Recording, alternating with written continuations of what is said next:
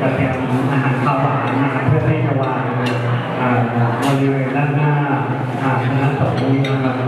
โดยในส่วนของวันนี้นะครับในส่วนของท่านนักพิธีในโครงการเข้าวัดปฏิบัติธรรมวันธรรมะของจังหวัดชัยนาทนะครับซึ่งวันนี้เองนะครับที่26เป็นเดือน2568นะครับแรม14 ค่ำเดือนพี่น้องนะครับทางพื้นที่วัดโพธิ์ทองนานะครับมาร่วมกิจกรรมท่านจินตนาพัฒนา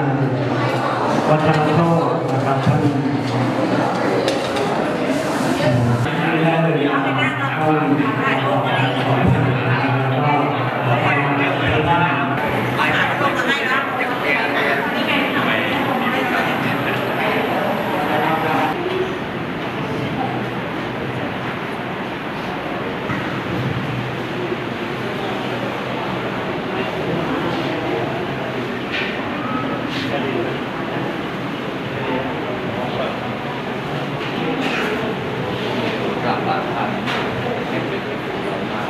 เวนะ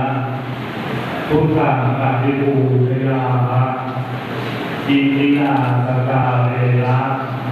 สัมปันอภิปูชยามะเอสัมปะกามะตาติยัมปิมะยังพันเตวิสุงวิสุตุระปัญญาตาภิวาเทมิวาสุปฏิปันโนภควโตสาวกสังโฆตังฆนามามิอะระหะโตสัมมาสัมพุทธัสสะนังคัจฉามิตังฆสรณังคัจฉามิปิยังทุติยมปิตังฆสรณังคัจฉามิปิยังปิพุทธังสรณังคัจฉามิอาปิยังปิพุทธังสรณังคัจฉามิอาปิยังปิ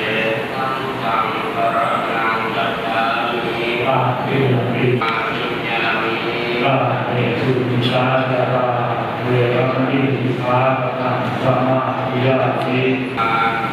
เวรมณีสิกขาปะทังสมาธิยามิสุราเมอินายะสุขายะต่อไปดูที่ตัวสุขแล้วแผ่เมตตา